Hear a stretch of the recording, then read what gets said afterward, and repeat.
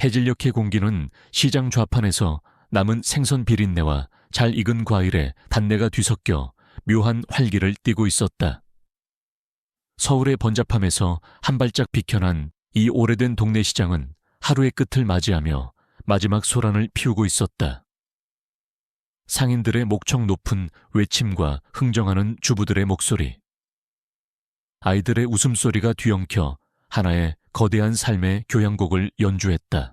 한서연은 그 익숙한 소음 속에서 작은 딸 민지의 손을 꼭 잡고 있었다.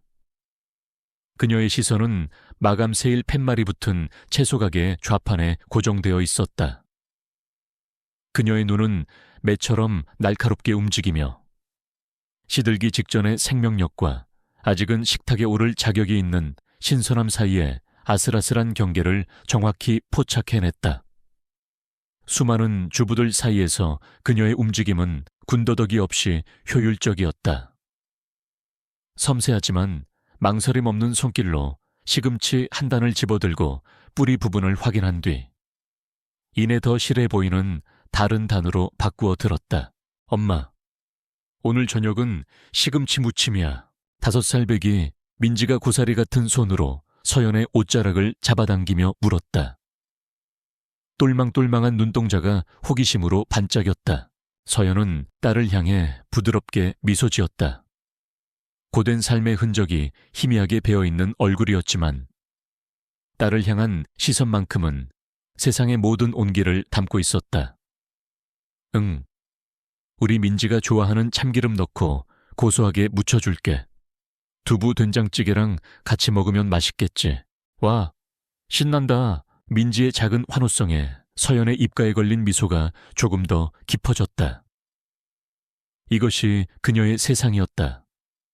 거창한 성공이나 화려한 명예가 아닌 딸의 작은 웃음소리와 소박한 저녁 식탁, 그리고 누구의 주목도 받지 않는 평온한 일상.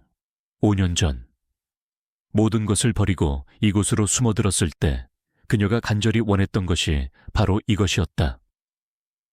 그녀는 이 평화를 지키기 위해서라면 무엇이든 할 수 있었다. 필요한 채소를 모두 고른 서연은 낡은 장바구니에 담으며 주름진 손의 상인에게 몇천 원을 건넸다. 상인은 덤이라며 파 한 뿌리를 더 얹어주었다.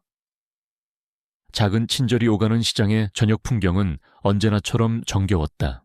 시장을 빠져나와 집으로 향하는 길은 커다란 사거리를 지나야 했다. 낡고 낮은 건물들이 옹기종기 모여있는 동네와는 대조적으로 사거리 건너편에는 최첨단 유리와 강철로 이루어진 거대한 빌딩들이 하늘을 찌를 듯 솟아있었다. 그중 가장 압도적인 위용을 자랑하는 빌딩의 전면은 거대한 LED 광고판으로 뒤덮여 쉴 새 없이 현란한 빛과 이미지를 쏟아내고 있었다. 서연은 보통 그 광고판을 거의 의식하지 않았다. 그것은 그녀의 세계와는 아무런 상관이 없는 다른 차원의 이야기였다. 하지만 그날따라 신호등 앞에서 잠시 멈춰 섰을 때 광고판에서 흘러나오는 한 남자의 목소리가 날카로운 파편처럼 그녀의 귓전을 파고들었다. 넥서스 코어의 미래는 인류의 미래와 함께할 것입니다. 우리는 기술의 진보가 단지 이윤을 넘어 더 나은 세상을 만드는 데 기여해야 한다고 믿습니다. 익숙하면서도 등골이 서늘해지는 목소리. 서연의 심장이 쿵 하고 바닥으로 떨어지는 듯한 충격을 받았다. 그녀의 고개가 기계처럼 삐걱거리며 천천히 광고판을 향해 들렸다. 화면 가득 클로즈업된 얼굴, 완벽하게 재단된 다크 그레이 수트, 자신감 넘치는 미소, 지성과 야망이 번뜩이는 날카로운 눈매, 한때 세상의 전부였고 그 후엔 세상의 끝이었던 남자, 그녀를 배신하고 그녀의 모든 것을 앗아간 뒤 그녀의 인생에서 송두리째 지워버렸던 전남편 강태준이었다. 시간이 멈췄다. 주변의 소음이 멀어지고 오직 화면 속 그의 모습과 목소리만이 그녀의 모든 감각을 장악했다. 화면 하단에는 넥서스 코어 의장 강태준, 차세대 AI 프로젝트 프로메테우스 발표라는 자막이 선명하게 떠 있었다. 프로메테우스, 그 이름은 서연의 뇌리를 강타하는 망치와도 같았다. 심장이 얼어붙는 것 같았다. 그것은 단순한 프로젝트 이름이 아니었다. 그것은 7년 전 낡은 연구실에서 밤을 새워가며 두 사람이 함께 꿈꾸었던 미래의 이름이었다. 인류에게 불을 가져다준 신처럼. 기술로 인류에게 새로운 빛을 선사하자는 이상을 담아 그녀가 직접 지었던 이름, 그 순수했던 이상이 지금 그의 입을 통해 탐욕으로 얼룩진 기업의 슬로건으로 변질되어 울려 퍼지고 있었다. 강태준은 계속해서 유창하게 연설을 이어갔다. 프로메테우스는 단순한 인공지능이 아닙니다. 이것은 국가안보, 금융, 의료, 그리고 개인의 삶까지 모든 것을 혁신할 수 있는 새로운 패러다임입니다. 넥서스 코어는 이 위대한 여정의 선두에 서서 서연의 손이 부들부들 떨리기 시작했다. 장바구니를 쥔 손에 힘이 들어가 하얗게 질렸다. 그녀는 알고 있었다. 그가 말하는 혁신의 이면에 무엇이 숨겨져 있는지. 프로메테우스의 초기 설계는 그녀의 손에서 탄생했다. 그리고 그녀는 누구보다 그 기술의 위험성을 잘 알고 있었다. 제어되지 않을 경우 인류에게 빛이 아닌 통제와 파괴의 불을 가져다 줄 수 있는 위험한 힘이라는 것을. 그 때문에 그녀는 프로젝트의 상용화를 극구 반대했었다. 그것이 그와의 관계가 파탄나기 시작한 결정적인 이유였다. 그는 그녀의 신중함을 나약함이라 비웃었고 그녀의 윤리적 경고를 사업의 발목을 잡는 감상이라 폄하했다. 그리고 결국 그는 그녀를 배신했다. 프로젝트의 핵심 코드를 훔치고 조작된 데이터로 그녀에게 연구자금 횡령이라는 누명을 씌웠다. 그녀가 모든 것을 잃고 법정 다툼과 언론의 마녀 사냥에 시달리는 동안 그는 그녀의 기술을 발판 삼아 넥서스 코어를 설립했고 불과 몇 년 만에 대한민국을 뒤흔드는 IT 제국의 황제로 군림했다. 서연의 눈에 핏발이 서기 시작했다. 쇼크는 차가운 분노로 변하고 있었다. 저 남자는 변하지 않았다. 아니, 더 교활하고 위험해졌다.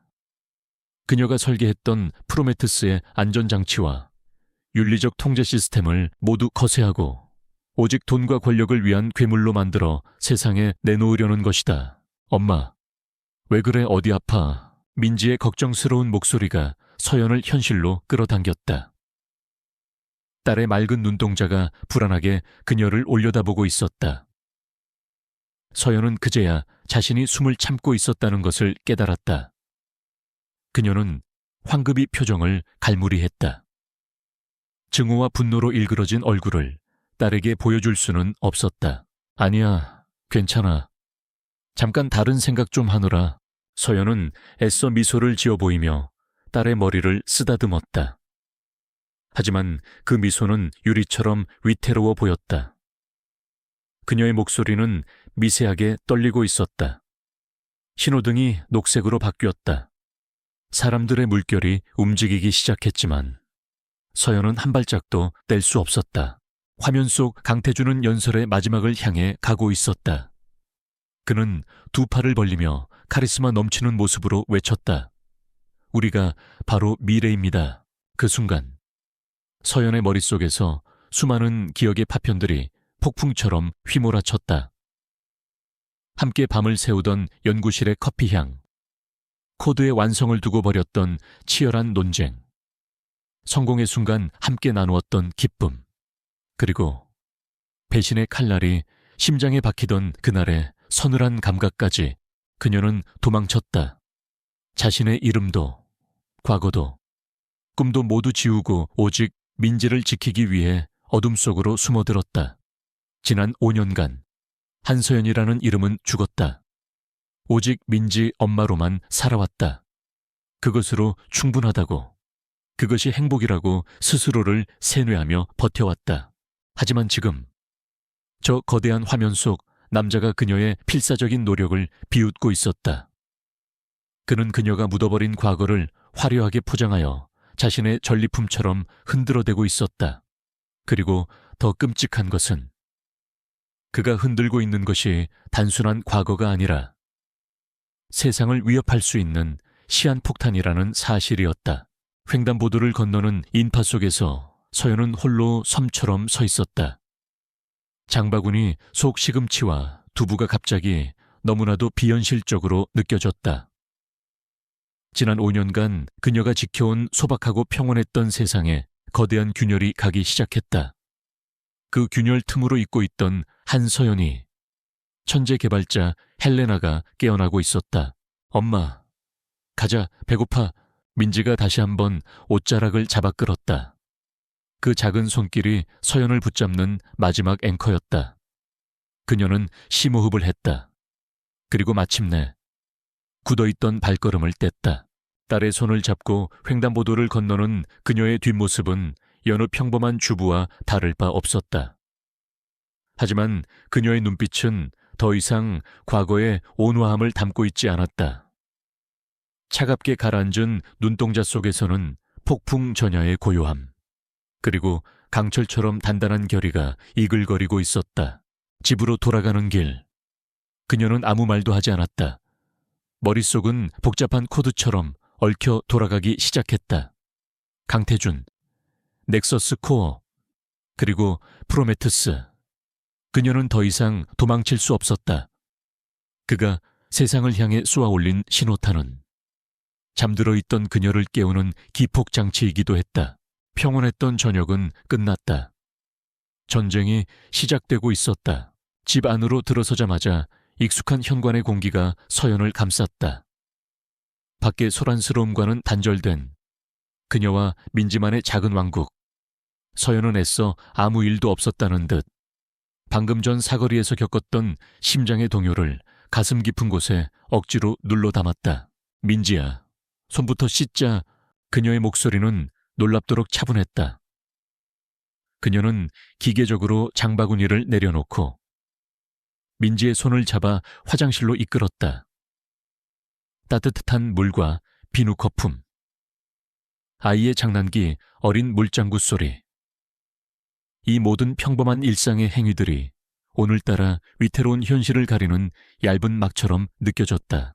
저녁 식사를 준비하는 내내 서연의 머릿속은 두 개의 세상으로 나뉘어 있었다. 한쪽에서는 두부를 썰고 멸치 육수를 내며 딸이 좋아하는 된장찌개를 끓였고, 다른 한쪽에서는 강태준의 얼굴과 프로메테스라는 단어가 끈질기게 떠올랐다. 칼질을 하는 손은 정확했지만 그녀의 정신은 이미 보이지 않는 전쟁터의 한복판에 서 있었다. 엄마, TV 봐도 돼. 숙제 먼저 해야지. 아가씨, 에이, 오늘 숙제 없는 날인데. 거실에서 들려오는 민지와의 대화는 그녀를 현실에 붙잡아두는 밧줄이었다. 그녀는 이 밧줄을 놓치지 않기 위해 필사적으로 집중했다. 저녁 식탁에서 민지는 오늘 유치원에서 있었던 일을 종알종알 이야기했다. 서연은 맞장구를 쳐주고 웃어주고 반찬을 딸의 밥 위에 올려주었다. 완벽한 엄마의 모습이었다. 하지만 음식을 씹는 그녀의 입은 모래를 씹는 듯 아무런 맛도 느껴지지 않았다. 모든 일과가 끝난 것은 밤 9시가 넘어서였다. 서연은 잠든 민지의 임에 입을 맞추고 이불을 목까지 덮어주었다. 고른 숨소리를 내며 잠든 딸의 얼굴은 천사와도 같았다. 이 작은 천사를 지키기 위해 그녀는 지옥의 악마가 되어야 할지도 몰랐다. 서연은 방문을 조용히 닫고 나왔다. 집 안은 깊은 정적에 휩싸였다. 시계의 초침 소리만이 유난히 크게 들렸다. 그녀는 거실 소파에 잠시 앉아 눈을 감았다. 강태준. 그가 만든 거대한 제국, 그리고 그가 세상에 내놓으려는 괴물. 이 모든 것이 그녀의 조용한 삶을 향해 다가오는 거대한 쓰나미처럼 느껴졌다. 분노, 배신감, 그리고 깊은 두려움이 그녀를 휩쓸었다. 하지만 그 모든 감정의 소용돌이 밑바닥에서 차갑고 날카로운 무언가가 벼려지고 있었다. 그것은 체념이나 도피가 아닌 맞서 싸워야 한다는 냉철한 의지였다. 그녀는 더 이상 민지의 엄마로만 숨어 있을 수 없었다. 잊었던 또 다른 자신. 헬레나를 깨워야 할 시간이었다. 결심을 굳힌 서연은 자리에서 일어났다. 그녀의 발걸음은 망설임 없이 집 안가장 구석에 있는 작은 창고, 그리고 그 안에 숨겨진 다락방으로 향하는 접이식 사다리로 향했다. 끼익 하고 녹슨 경첩이 마찰음을 냈다. 지난 5년간 한 번도 열어본 적 없는 문이었다. 다락방은 먼지와 곰팡이 냄새로 가득했다. 켜켜이 쌓인 먼지 위로 그녀의 발자국이 선명하게 찍혔다. 버리지 못한 낡은 가구들과 계절이, 지난 옷, 상자들이 유령처럼 공간을 차지하고 있었다. 서연은 그 모든 것을 지나쳐 다락방 가장 깊숙한 곳, 낡은 담요더미 아래에 숨겨진 육중한 금속 상자 앞에 섰다.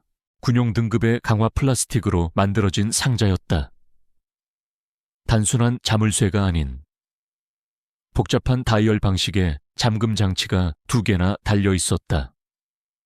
서연은 심호흡을 한번 하고 익숙하지만 이제는 어색해진 손놀림으로 다이얼을 돌리기 시작했다. 자신의 생년월일, 그리고 민지에 태어난 날짜, 과거의 자신과 현재의 자신을 잇는 유일한 암호였다. 철컥 하는 소리와 함께 잠금 장치가 풀렸다. 서연은 잠시 멈칫했다. 이 상자를 여는 순간 평온했던 그녀의 삶은 끝난다. 돌아올 수 없는 강을 건너는 것이다. 하지만 그녀는 이미 선택의 여지가 없었다. 그녀는 상자의 뚜껑을 들어 올렸다. 안에는 붉은 벨벳 같은 완충자의 위에 가지런히 놓인 물건들이 모습을 드러냈다. 그것은 추억의 물건이 아니었다. 전쟁을 위한 무기들이었다. 가장 위에는 분해된 상태의 커스텀 키보드가 있었다.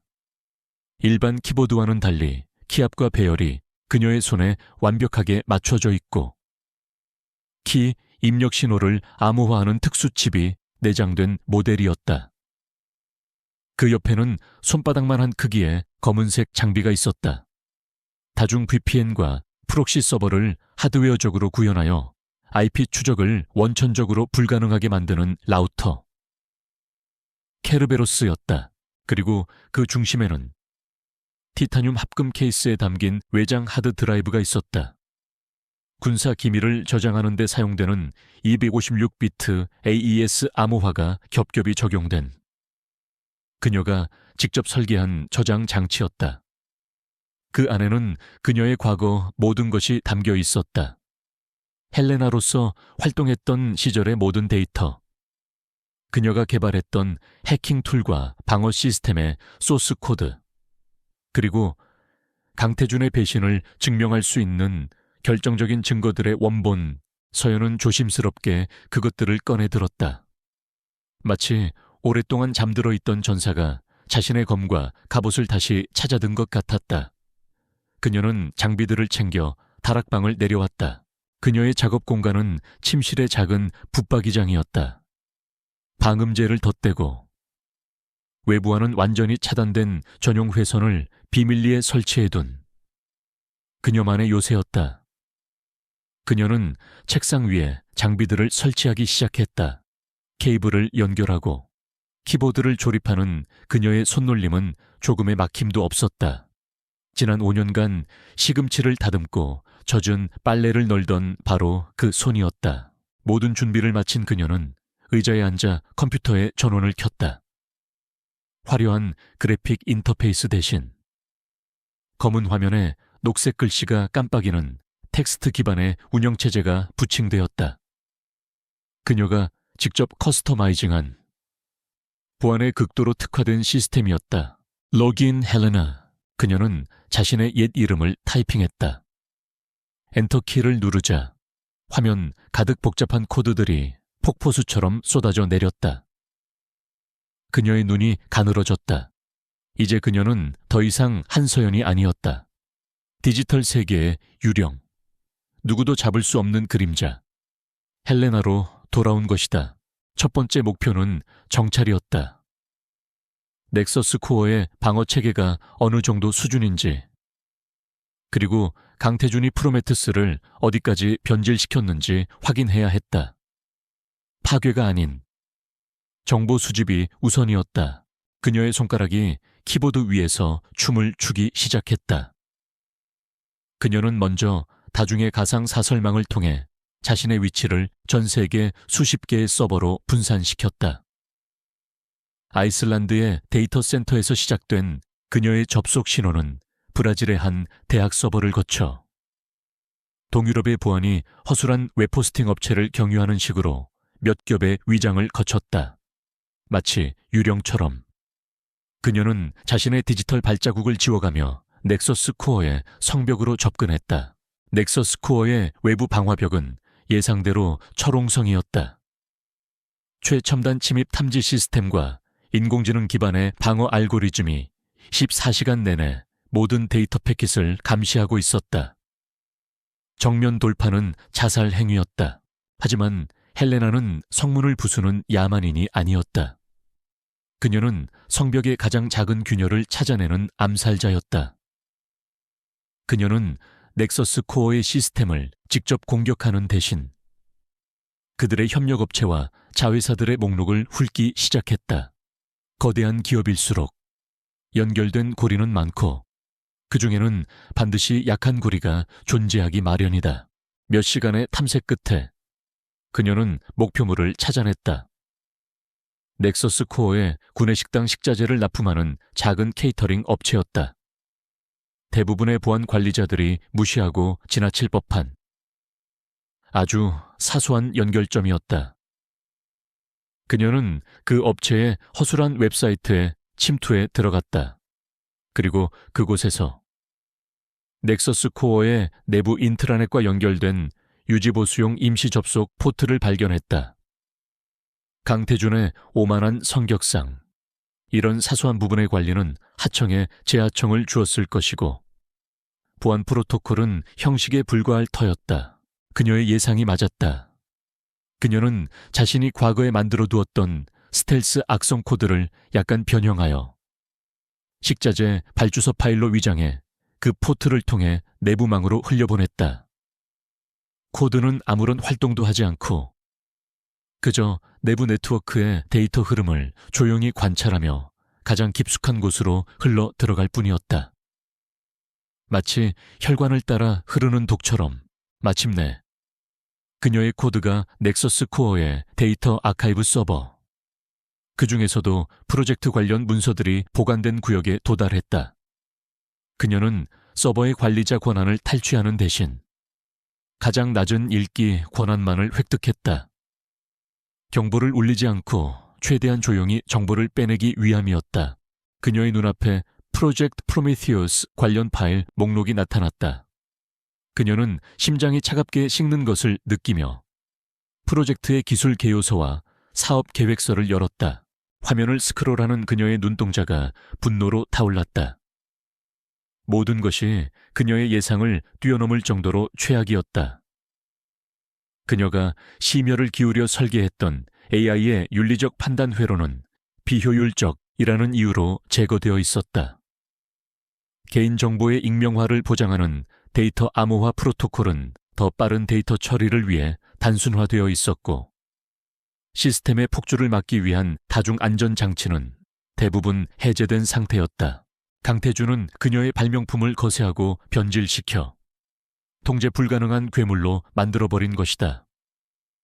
그가 말하는 혁신은 전 국민을 잠재적 감시 대상으로 만들고 금융시장을 마음대로 주무르며 여론을 조작할 수 있는 막강한 디지털 독재 도구에 불과했다. 서연은 조용히 접속을 끊었다. 그녀가 들어왔던 흔적은 먼지 한 톨 남지 않았다. 붙박이장 안, 컴퓨터 모니터에 차가운 빛이 그녀의 굳은 얼굴을 비추고 있었다. 사거리에서 느꼈던 막연한 분노는 이제 구체적인 목표가 되었다. 이것은 더 이상 개인적인 복수가 아니었다. 강태준이 열려고 하는 판도라의 상자를 막아야만 했다. 그녀가 만들어낸 기술이 세상을 파괴하는 것을 막아야 할 책임이 바로 그녀에게 있었다. 헬레나는 다시 키보드에 손을 올렸다. 이제 정찰은 끝났다. 다음 단계는 방역이었다. 며칠 동안 한서연은 이중의 삶을 살았다. 낮에는 민지의 손을 잡고 공원에 가고 장을 보고 다른 엄마들과 평범한 인사를 나누는 완벽한 주부였다. 하지만 밤이 되면 그녀는 붙박이장 안에 작은 지휘 통제실에서 디지털 세계의 유령 헬레나로 변신했다. 그녀의 손끝에서 수백만 줄의 데이터가 분석되고 정보의 조각들이 모여 거대한 그림을 만들어가고 있었다. 그 그림은 그녀가 상상했던 것보다 훨씬 더 암울하고 위협적이었다. 넥서스 코어에서 빼낸 자료들을 분석할수록 강태준이 프로메테스를 단순한 상업적 도구가 아니라 사회 전체를 통제할 수 있는 막강한 무기로 만들고 있다는 확신이 들었다. 그는 금융, 통신, 전력망 등 국가 핵심 인프라의 프로메테스를 이식하려는 계획을 비밀리에 추진하고 있었다. 만약 그의 계획이 성공한다면 대한민국은 말 그대로 강태준의 소나귀에 들어가게 되는 것이었다. 서연은 모니터의 차가운 빛을 받으며 깊은 무력감에 휩싸였다. 그녀는 뛰어난 해커였지만 혼자서 거대한 제국에 맞서는 것은 불가능했다. 넥서스 코어는 돈과 인력, 그리고 정치적 영향력까지 갖추고 있었다. 그녀가 시스템의 구멍을 하나 내면 그들은 수백 명의 전문가를 동원해 즉시 그 구멍을 메울 것이다. 이것은 다윗과 골리앗의 싸움이 아니었다. 이것은 개미가 철옹성에 맞서는 것과 같았다. 그녀에게는 동료가 필요했다. 단순한 조력자가 아니라 넥서스 코어의 내부를 꿰뚫어 볼 수 있고 강태준의 방식을 이해하며 무엇보다 그녀가 완전히 신뢰할 수 있는 사람. 그녀의 머릿속에 단 한 사람의 얼굴이 떠올랐다. 박진우. 한때는 그녀의 가장 가까운 동료이자 친구였던 남자. 프로젝트 프로메테스의 초기 개발 당시 그는 보안총괄 책임자였다. 언제나 기술의 이면에 숨겨진 위험성을 경고하고 윤리적 안전장치의 중요성을 누구보다 강하게 주장했던 사람. 서연이 기술에 창을 만드는 사람이었다면 진우는 그 창을 안전하게 제어할 방패를 만드는 사람이었다. 그날의 악몽 같은 기억이 떠올랐다. 강태준이 그녀에게 횡령 누명을 씌웠을 때 그는 진우에게도 보안 시스템 관리 부실이라는 책임을 뒤집어 씌웠다. 서연의 범죄를 가능하게 한 공범이라는 멍에를 씌운 것이다. 진우는 필사적으로 저항했지만 강태준이 조작한 증거 앞에서 속수무책이었다. 결국 그는 업계에서 영원히 추방당했고 빚더미에 앉은 채 종적을 감췄다. 서연은 입술을 깨물었다. 진우를 다시 이 위험한 싸움에 끌어들이는 것은 이기적인 일일지도 모른다. 그 역시 그녀처럼 모든 것을 잃고 어딘가에 숨어 평범한 삶을 갈망하고 있을 터였다. 하지만 그녀에게는 다른 선택지가 없었다.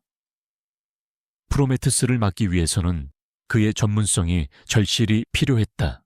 문제는 유령처럼 사라진 그를 어떻게 찾느냐는 것이었다. 주민등록번호나 전화번호 같은 일반적인 정보는 이미 그의 것이 아닐 가능성이 높았다. 서연은 다른 방식을 택했다. 그녀는 박진우라는 사람을 찾는 대신 그의 디지털 지문을 추적하기 시작했다. 진우는 특유의 코딩 스타일을 가지고 있었다.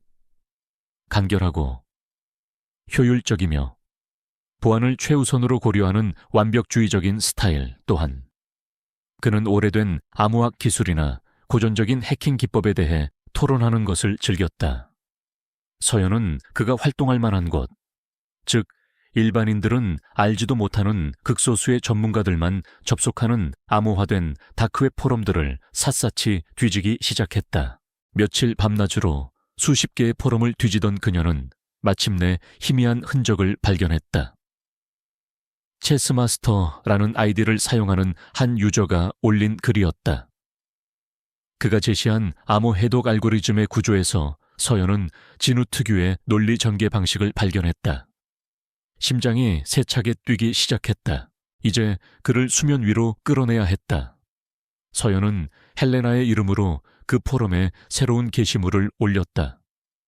그것은 직접적인 메시지가 아닌 하나의 정교한 미끼였다. 잊어진 정원에 튤립에게 물을 줄 정원사를 찾습니다. 튤립. 그것은 과거 그들의 프로젝트 팀원들 사이에서 통용되던 비밀 코드명이었다. 이어서 그녀는 복잡한 암호문 하나를 첨부했다. 이 암호문은 7년 전 진우와 그녀 둘만이 밤을 새워 함께 풀었던 고대의 암호 체계를 변형한 것이었다. 오직 그만이 이 암호의 의미를 알아보고 해독할 수 있을 터였다. 그리고 암호를 푸는 순간 일회용 무한 채팅 채널로 연결되는 주소가 나타나도록 설계해두었다. 그녀는 게시물을 올리고 기다렸다.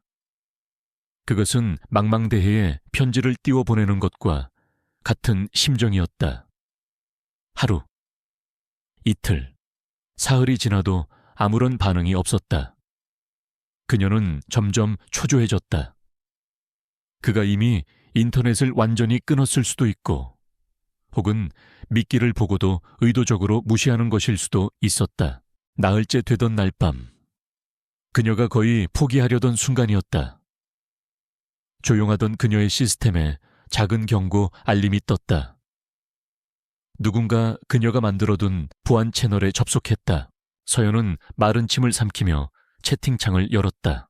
검은 화면에 하얀 글씨가 나타났다. 지독한 경계심이 느껴지는 단어였다. 헬레나, 정원사는 아직 정원을 기억하나. 몇 분간 침묵이 흘렀다. 상대방이 접속을 끊고 도망칠 수도 있는 아슬아슬한 시간이었다. 마침내 새로운 메시지가 나타났다. 우하르, 헬레나, 당신이야 살아있었어. 그의 충격과 혼란이 화면 너머로 전해져 오는 듯 했다. 헬레나, 그래. 나야, 진우, 체스마스터.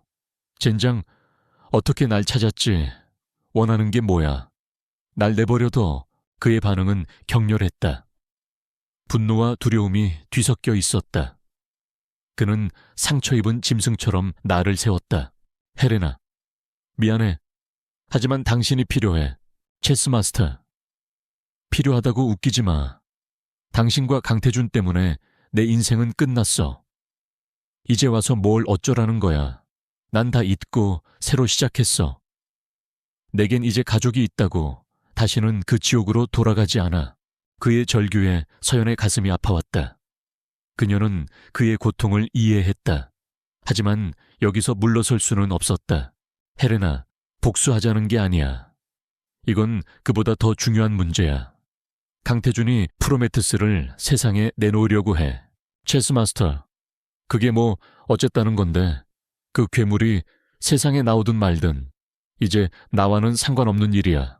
헬레나, 상관없지 않아. 당신도. 나도 그 기술의 부모나 마찬가지야.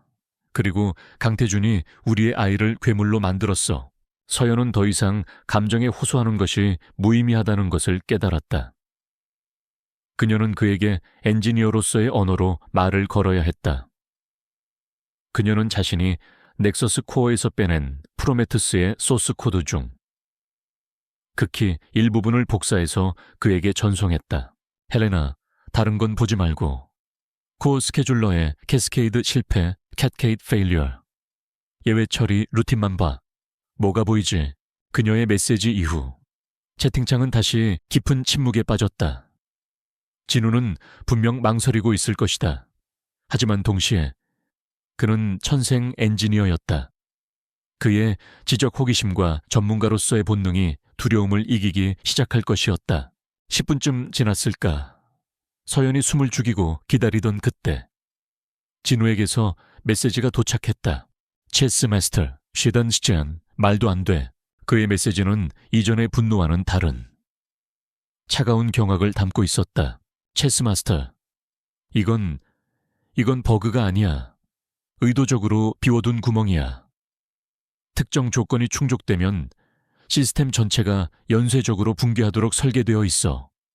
안전장치가 아니라 킬 스위치, 킬 스위치잖아. 헬레나 맞아. 그리고 그 특정 조건을 발동시킬 수 있는 키는 강태준만이 가지고 있겠지. 그는 전력망, 금융망을 포함한 국가 시스템 전체를 인질로 잡고 유사시에 모든 것을 마비시킬 수 있는 비상 버튼을 손에 쥔 거야. 진우는 잠시 말이 없었다. 그는 이제 이 문제의 심각성을 뼈저리게 깨달았을 것이다. 이것은 단순히 한 기업의 비윤리적인 사업 계획이 아니었다. 국가 전체의 명운을 뒤흔들 수 있는 재앙의 씨앗이었다. 그의 엔지니어로서의 양심이, 보안 전문가로서의 책임감이 그를 괴롭히고 있을 터였다. 서연은 마지막 쐐기를 박았다. 헬레나, 이 괴물이 세상에 나오는 걸 막아야 해. 나 혼자서는 불가능해. 당신의 도움이 필요해. 진우, 채팅창의 커서는 한참 동안 깜빡이기만 했다. 서연은 그의 선택을 기다렸다. 그의 대답에 모든 것이 달려 있었다. 가족을 지키기 위한 침묵을 선택할 것인가? 아니면 세상을 지키기 위한 위험한 싸움에 동참할 것인가? 길고 긴 침묵 끝에 마침내 한 줄의 메시지가 나타났다. 체스마스터, 내가 뭘 하면 되지? 그 짧은 문장에서 서연은 그의 모든 고뇌와 결의를 느낄 수 있었다. 어둠 속에 숨어있던 또 하나의 유령이 마침내 깨어난 순간이었다. 외로운 싸움은 끝났다. 이제 방역에 서막이 오르고 있었다. 박진우와의 재회는 디지털 공간 속에서 이루어졌지만 그들의 호흡은 마치 한 공간에 있는 것처럼 완벽하게 맞아떨어졌다. 헬레나라는 이름으로 활동하던 시절, 한서연은 공격의 선봉에서는 창이었고 박진우는 그녀의 뒤를 지키며 모든 위험을 예측하고 방어하는 방패였다. 7년의 공백이 무색하게 그들의 역할은 다시 제자리를 찾았다. 진우는 경기도 외곽의 작은 아파트, 창문이란 창문은 모두 암막 커튼으로 가린 어두운 방 안에서 넥서스 코어에 거대한 네트워크 지도를 그리고 있었다. 그의 손가락은 낡은 키보드 위에서 분주하게 움직였다. 헬레나, 놈들의 주방화벽은 세 겹이야.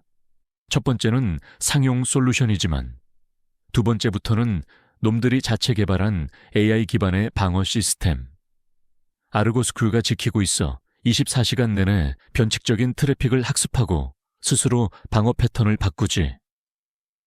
정면으로 접근하는 건 계란으로 바위치기야. 서연의 붙박이장 안. 그녀의 모니터에도 동일한 네트워크 지도가 펼쳐져 있었다. 그녀는 진우가 보내온 데이터를 분석하며 그의 의견에 동의했다. 알아.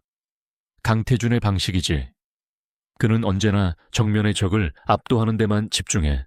그의 성격처럼. 그의 방어 시스템도 오만해. 무슨 계획이라도 있는 거야. 정문이 아니라 쪽문으로 들어갈 거야. 그가 가장 신경 쓰지 않을, 가장 사소하고 하찮게 여기는 문으로 그들의 첫 번째 공격 목표는 파괴나 데이터 탈취가 아니었다. 그것은 강태준에게 보내는 하나의 메시지여야 했다. 그의 심장 바로 옆에 비수를 꽂아 그가 결코 무시할 수 없는 공포를 심어주는 것. 그래서 그들은 가장 대담하고 상징적인 목표를 선택했다. 넥서스 타워 최상층. 제왕처럼 군림하는 강태준의 개인 집무실에 있는 그의 워크스테이션이었다. 그곳은 넥서스 코어의 심장 부이자 물리적으로나 디지털로나 가장 안전한 장소였다. 하지만 서연은 알고 있었다. 완벽한 시스템은 존재하지 않는다. 특히 모든 것을 통제하려는 강태준의 욕심이 반영된 시스템이라면 반드시 예상치 못한 허점이 존재하기 마련이다. 진우가 며칠간의 분석 끝에 그 허점을 찾아냈다. 찾았어. 맙소사. 이 자식은 여전하군. 그의 목소리에는 경멸과 흥분이 섞여 있었다. 집무실의 스마트 글래스 제어 시스템이야. 창문의 투명도를 조절하고 외부 정보를 디스플레이하는 시스템인데 이걸 이탈리아의 작은 디자인 가구 업체에 외주를 줬어.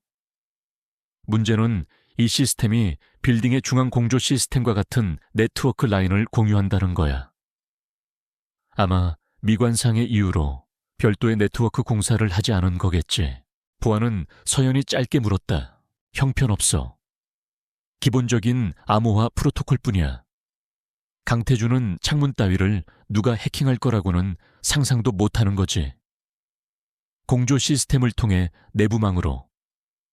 거기서 다시 집무실의 워크스테이션으로 접근할 수 있는 경로를 확보했어.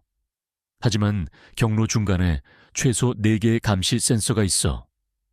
우리가 지나가는 순간 경보가 울릴 거야.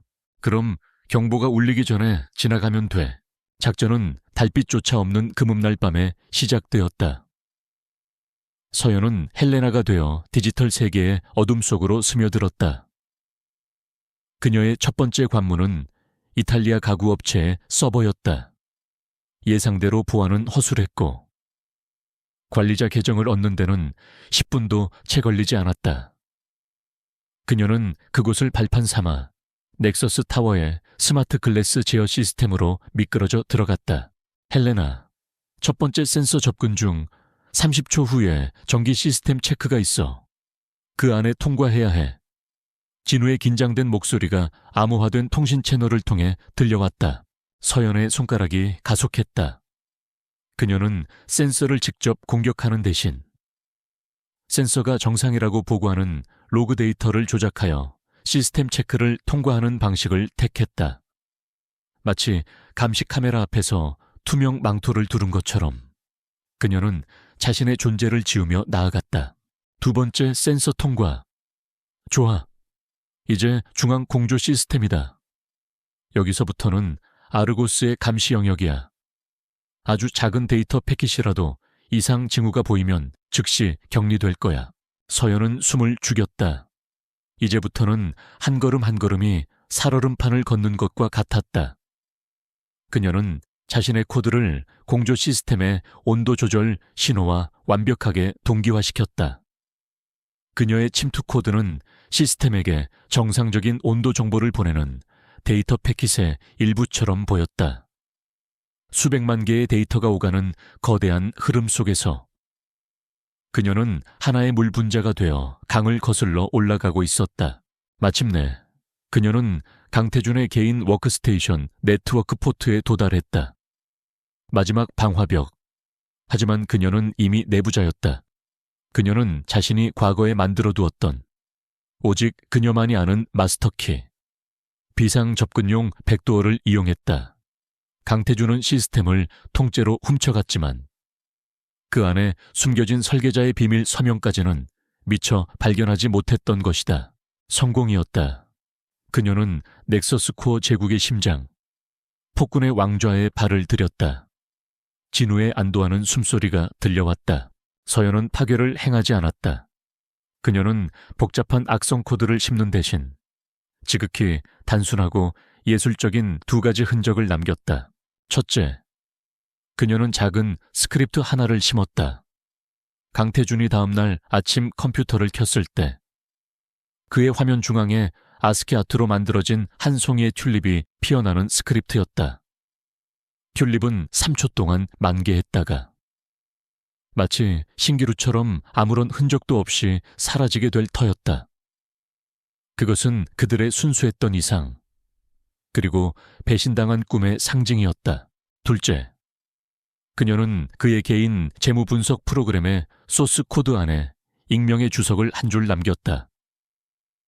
그가 분식회계를 통해 이번 분기 실적을 부풀린 정확한 데이터 라인을 지목하는 내용이었다. 오차범위 연체반 1% 초과. 재검토 필요. 누구도 찾아낼 수 없는 곳에 숨겨진 오직 그만이 알아볼 수 있는 치명적인 경고였다. 나는 네가 한 짓을 알고 있다.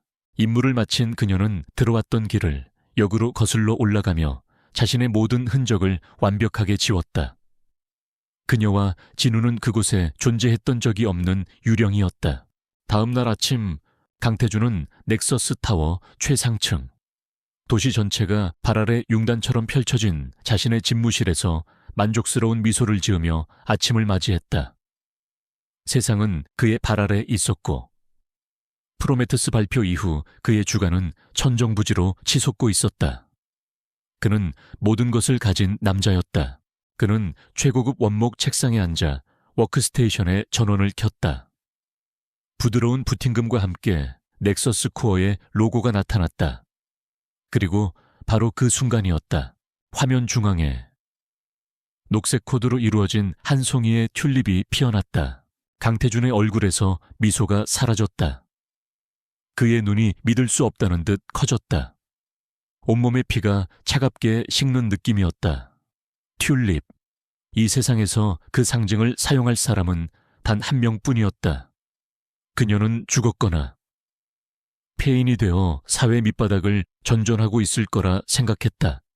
그런데 튤립은 약속대로 3초 만에 사라졌고 화면은 평소의 로그인 창으로 돌아왔다. 하지만 강태준은 움직일 수 없었다. 마치 유령을 본 사람처럼. 그의 등에서는 식은땀이 흘러내렸다. 헬레나. 그 이름이 그의 뇌리에서 저주처럼 울려 퍼졌다. 그때 그의 인터폰이 미친 듯이 울리기 시작했다. 재무팀장이었다. 의장님, 큰일 났습니다. 재무분석 프로그램에 이상한 주석이 발견되었습니다. 누군가 저희의 조작된 데이터를 정확히 알고 있습니다. 강태준의 얼굴이 분노로 시뻘게 달아올랐다. 쇼크는 이제 걷잡을 수 없는 분노와 약간의 두려움으로 변해가고 있었다. 유령이 돌아왔다. 그리고 그 유령은 자신의 가장 깊은 비밀까지 알고 있었다. 그는 인터컴의 버튼을 부서져라 눌렀다. 최민환 실장, 당장 내 사무실로 와. 몇 분 후 그림자처럼 소리 없이 한 남자가 사무실로 들어섰다. 칼처럼 날렵한 몸매에 한치의 오차도 없이 다려진 검은 수트. 감정을 읽을 수 없는 차가운 눈빛의 남자. 넥서스 코어의 보안 총괄 실장이자 강태준의 가장 충실한 사냥개인 최민환이었다. 강태준은 애써 평정을 가장하며 하지만 감추지 못한 분노로 떨리는 목소리로 말했다. 내 시스템이 뚫렸다. 외부의 침입 흔적은 없었어. 내부 소행일 수도 있고 아니면 유령일 수도 있지. 그는 튤립에 대해서는 말하지 않았다. 그것은 자신만이 아는 치부였다. 최민환은 아무런 표정 변화 없이 고개를 숙였다. 강태준은 그를 노려보며 차갑게 명령했다. 수단과 방법을 가리지 마. 합법, 불법 따위도 신경 쓰지 마. 이 도시 전체를 뒤져서라도 내 서재에 몰래 들어온 쥐새끼를 찾아내. 찾아서 내 눈앞에서 지워버려. 최민환의 입가에 희미하지만 잔인한 미소가 스쳐 지나갔다. 그는 아무 말 없이 다시 한번 고개를 숙이고는 왔을 때처럼 소리 없이 사무실을 빠져나갔다. 그의 눈은 먹잇감을 발견한 포식자처럼 섬뜩한 빛을 발하고 있었다. 디지털 공간에서 시작된 보이지 않는 전쟁은 이제 피냄새를 풍기는 현실의 사냥으로 번지고 있었다. 강태준의 분노는 넥서스 타워의 그림자 속에 숨겨진 심장부.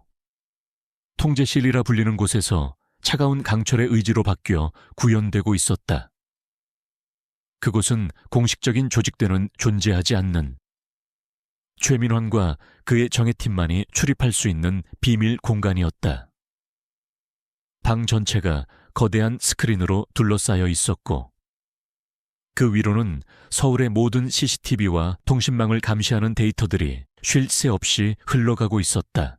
최민환은 그의 왕국 중심에 서서 마치 오케스트라의 지휘자처럼 팀원들에게 명령을 내리고 있었다. 그의 팀원들은 평범한 기업 보안팀이 아니었다. 전직 국가정보원 해커, 군사정보부대 출신 분석가, 그리고 암흑께서 스카우트한 데이터 브로커들로 구성된 말 그대로의 사냥꾼들이었다. 보고해. 최민환의 목소리는 감정 없이 낮게 깔렸다. 아무런 흔적도 없습니다. 실장님, 한 팀원이 곤혹스러운 표정으로 보고했다. 로그 기록, 데이터 패킷, 시스템 커널까지 모두 분석했지만 외부 침입의 증거는 전무합니다. 마치 유령이 다녀간 것 같습니다. 최민화는 눈 하나 깜짝하지 않았다. 흔적이 없다는 것 자체가 가장 큰 흔적이다. 아마추어가 아니라는 뜻이니까. 그는 스크린에 떠있는 넥서스 코어의 방어 시스템 아르고스의 구조도를 노려보았다. 범인은 아르고스의 작동 방식을 완벽하게 이해하고 있어 시스템의 눈을 피해 움직이는 법을 알고 있다는 뜻이다. 이건 내부자이거나 혹은 과거의 내부자다. 그의 논리는 빠르고 정확했다. 그는 현재 재직 중인 모든 임직원의 리스트는 즉시 용의선상에서 지웠다. 강태준의 편집증적인 감시와 자신의 통제에서 내부자가 그런 대담한 범행을 저지를 가능성은 없었다. 그렇다면 답은 하나였다. 과거 7년 전 프로메테스 초기 개발팀의 모든 인원 파일을 가져와 해고, 사직, 이직 모든 기록을 하나도 빠짐없이 최민환의 명령이 떨어지자 사냥이 본격적으로 시작되었다. 한편 서연과 진우는 적의 변화를 즉각적으로 감지했다. 진우는 자신의 은신처에서 넥서스 코어 주변의 네트워크 트래픽을 모니터링하고 있었다. 헬레나, 상황이 안 좋아. 그의 목소리가 평소보다 훨씬 더 긴장되어 있었다. 놈들이 스캐닝 방식을 바꿨어. 이전에는 넓은 그물을 던지는 방식이었다면 지금은 작사를 던지는 것처럼 목표 지향적으로 움직이고 있어. 우리 같은 유령을 잡기 위해 특별히 설계된 추적 알고리즘이야. 이건 보통 기업 보안팀의 수준이 아니야. 전문가들이 투입됐어. 서연은 붙박이장 안에서 진우의 경고를 들으며 키보드를 치는 손을 잠시 멈췄다. 창밖에서는 민지가 친구들과 노는 밝은 웃음소리가 들려왔다. 그 평화로운 소리가 마치 다른 세상의 이야기처럼 아득하게 느껴졌다. 목을 조여오는 압박감이 현실로 다가오고 있었다. 그녀의 일상은 위태로운 외줄타기가 되었다. 낮에는 민지를 유치원에 데려다주고 놀이터에 가고 마트에서 장을 보았다. 하지만 그녀의 모든 감각은 곤두서 있었다. 동네를 어슬렁거리는 낯선 차량, 무심코 자신을 스쳐 지나가는 행인의 눈빛, 집 앞 골목에 새로 설치된 CCTV 카메라 하나하나가 모두 그녀의 신경을 긁었다. 어느 날 오후, 민지와 함께 놀이터에서 그네를 타고 있을 때였다. 깔끔한 정장 차림의 한 남자가 벤치에 앉아 통화를 하며 이쪽을 힐끔거리는 것이 느껴졌다. 최민환의 부하일까? 아니면 그냥 평범한 직장인일까? 서연은 심장이 철렁 내려앉는 것을 느꼈다. 그녀는 아무렇지 않은 척 밝은 목소리로 민지를 불렀다. 민지야, 이제 그만 집에 갈까? 엄마가 맛있는 핫케이크 만들어줄게. 그녀는 민지를 안아들고 최대한 자연스럽게 놀이터를 빠져나왔다. 등 뒤에서 느껴지는 시선이 착각이기를 바라면서 그날 밤 디지털 세계에서의 추격전은 더욱 격렬해졌다. 최민환의 팀은 침입자를 유인하기 위해 정교한 허니팟을 설치하기 시작했다. 그들은 넥서스 코어에 잊혀진 하위 서버인 척 위장한 가짜 서버들을 네트워크 곳곳에 심어두고 그 안에 프로메테스 미공개 기술 자료 같은 미끼 파일들을 넣어두었다. 덫이다. 진우가 허니팟의 구조를 분석하며 말했다. 저 미끼를 무는 순간 우리의 위치와 공격 패턴에 대한 모든 정보가 그들에게 넘어가게 될 거야. 알아. 서연의 눈이 차갑게 빛났다. 덫이라면 사냥꾼을 위해 역으로 이용해줘야지. 그녀는 진우의 만류에도 불구하고 대담한 계획을 실행에 옮겼다. 그녀는 일부러 허니팟 하나를 건드렸다. 하지만 직접 접속하는 대신 러시아 국립대학의 서버를 경유하고 다시 수십 개의 좀비 PC를 거쳐 자신의 신호를 세탁했다. 그녀가 허니팟에 남긴 흔적은 마치 어설픈 러시아 해커 그룹의 소행처럼 보이도록 조작되었다.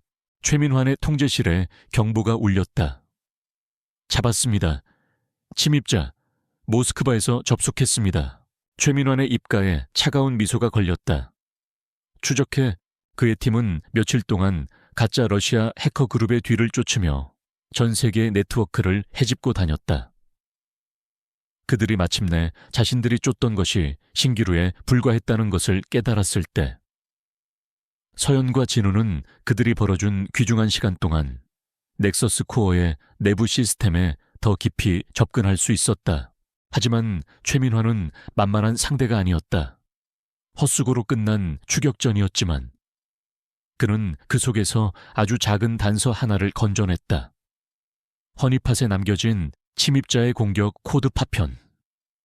그것은 지극히 미미한 조각이었지만 그의 데이터 분석가들에게는 충분한 실마리였다. 분석가들은 그 코드 조각의 구조와 스타일을 전 세계의 해커 시그니처 데이터베이스, 공개된 소스코드 저장소, 그리고 과거의 보안 관련 학술 논문들과 비교 분석하기 시작했다. 그리고 마침내 그들은 일치하는 패턴을 찾아냈다. 실장님, 분석팀장이 흥분된 목소리로 보고했다. 이 코드 스타일은 알려진 해커 그룹의 것과 일치하지 않습니다. 하지만 7년에서 8년 전 에레보스라는 익명의 필명으로 발표된 몇몇 보안 취약점 분석 논문과 해킹 방어 알고리즘의 코드와 놀라울 정도로 유사합니다. 최민환의 눈이 번뜩였다. 에레보스, 네. 당시 학계에 큰 파장을 일으켰던 천재 개발자입니다. 하지만 철저하게 익명으로만 활동했고 어느 순간 완전히 사라졌습니다. 그런데 그가 활동했던 시기가 프로메테스 초기 개발 시기와 정확하게 겹칩니다. 최민환은 퍼즐 조각이 맞춰지는 듯한 쾌감을 느꼈다. 유령의 정체가 서서히 윤곽을 드러내고 있었다.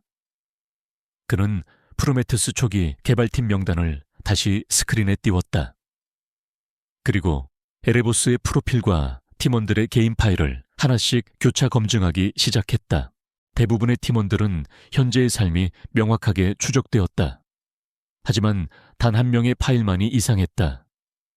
강태준 의장이 직접 걸어놓은 최고 등급의 보안락, 그리고 대부분의 정보가 삭제되거나 수정된 흔적. 한서연, 최민환은 자신의 권한을 이용해 잠금을 해제하고 그녀의 파일을 열었다.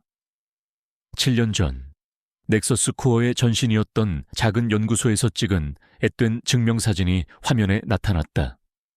총명하고 자신감 넘치던 시절의 한서연이었다. 그리고 그녀의 마지막 공식 기록, 5년 전 교통사고로 사망. 최민환은 사망 기록을 비웃음치며 바라보았다. 너무나 깔끔하고 완벽하게 처리된 기록이었다. 마치 누군가 의도적으로 그녀의 존재를 세상에서 지워버린 것처럼. 천재적인 개발 실력, 프로메테스의 내부 구조에 대한 완벽한 이해, 유령처럼 흔적을 지우는 능력, 그리고 강태준을 향한 명백한 원한, 모든 조각이 단 한 사람을 가리키고 있었다. 최민환은 한서연의 낡은 사진을 향해 나지막이 읊조렸다. 찾았다. 그의 눈빛은 더 이상 보이지 않는 디지털 유령을 좇고 있지 않았다. 이제 그의 사냥은 명확한 목표물을 갖게 되었다. 한 아이의 엄마로 살아가고 있는, 살아있는 여자였다. 강철의 그물망이 무섭도록 정교하게 그녀의 일상을 향해 조여오기 시작했다. 한서연이 강태준의 개인 워크스테이션에 남긴 디지털 튤립은 고요한 호수에 던져진 작은 돌멩이와 같았다. 강태준과 최민환에게는 격렬한 분노의 파문을 일으켰지만 그 파문은 보이지 않는 곳까지 잔잔하게 퍼져나가 잠들어 있던 다른 존재들을 깨우고 있었다. 이수진 기자는 먼지 쌓인 자신의 작은 오피스텔 사무실에서 싸구려 커피를 마시며 모니터를 노려보고 있었다. 그녀는 한때 대한민국에서 가장 촉망받는 탐사보도 전문 기자였다. 거대 기업의 비리를 파헤치고 정치인의 위선을 고발하는 그녀의 펜은 칼보다 날카로웠다. 하지만 5년 전 갓 설립된 넥서스 코어의 자금 출처와 기술 탈취 의혹을 파헤치던 그녀의 기사는 세상에 나가지 못했다. 강태준이 언론사 고위층에 압력을 넣었고 그녀는 근거 없는 비방으로 회사의 명예를 실추시켰다는 이유로 불명예스럽게 해고당했다. 이후 업계의 블랙리스트에 올라 그녀는 지금은 근근히 운영되는 1인 독립 언론사 진실의 눈의 대표이자 유일한 기자가 되어 있었다. 그녀는 넥서스 코어 관련 소식이라면 이가 갈릴 정도로 집착했다. 그러던 중 IT 보안 전문가들이 익명으로 활동하는 커뮤니티에서 이상한 소문을 접하게 되었다. 넥서스 코어에 유령이 출몰했다는 이야기였다. 해킹의 흔적은 없었지만 강태준 회장이 직접 나서 보안팀을 뒤집어 엎었다는 신빙성 없는 소문이었다. 대부분은 헛소리로 치부했지만 이수진의 기자의 감각은 그 안에 무언가 숨겨져 있음을 느끼고 있었다. 그리고 그녀의 눈에 결정적인 단어 하나가 들어왔다. 다이얼랩. 한 익명의 정보원이 해킹의 상징이 튤립이었다는 짤막한 댓글을 남겼다가 삭제한 흔적을 발견한 것이다. 이수진은 자리에서 벌떡 일어났다. 심장이 거칠게 뛰기 시작했다. 튤립. 그것은 그녀가 5년 전 넥서스 코어를 취재할 당시 폐기된 내부 자료에서 발견했던 프로젝트의 원래 코드명이었다. 프로메테스라는 이름이 세상에 알려지기 전 극소수의 초기 멤버들만이 사용했던 이름. 이 사실은 세상에 단 한 번도 공개된 적이 없었다. 누군가 과거의 내부자가 싸움을 시작한 것이다. 이수진의 눈에 다시 불꽃이 타올랐다. 그녀는 지난 5년간의 무력감을 떨쳐내고 다시 사냥개처럼 움직이기 시작했다. 그녀는 자신의 모든 인맥과 정보망을 동원해 튤립의 근원지를 추적했다. 그리고 마침내 헬레나가 남겼던 정원사를 찾는다는 다크웹 포럼의 게시물을 찾아냈다. 그녀는 직감했다. 이것이 바로 자신을 진실로 이끌어줄 유일한 동아줄이라는 것을. 그녀는 떨리는 손으로 보안 접속 프로그램을 통해 메시지를 남겼다. 정원사를 찾는 기자입니다. 나는 과거의 정원에 대해 알고 있습니다. 같은 시각 박진우는 또 다른 유령을 찾아 길을 나서고 있었다. 그의 목표는 김동현 전 수석 엔지니어였다. 김동현은 60대 중반의 노인으로 대한민국 IT 산업의 1세대라 불리는 전설적인 인물이었다. 그는 프로메테스의 하드웨어와 시스템 아키텍처 설계를 총괄했으며 서연과 진우에게는 아버지와도 같은 스승이었다. 공식적인 기록에 따르면 그는 건강상의 이유로 명예롭게 은퇴했지만 진실은 달랐다. 그는 프로메테스의 안전장치를 제거하려는 강태준과 회의실에서 고성을 지르며 싸운 뒤 사실상 쫓겨났던 것이다.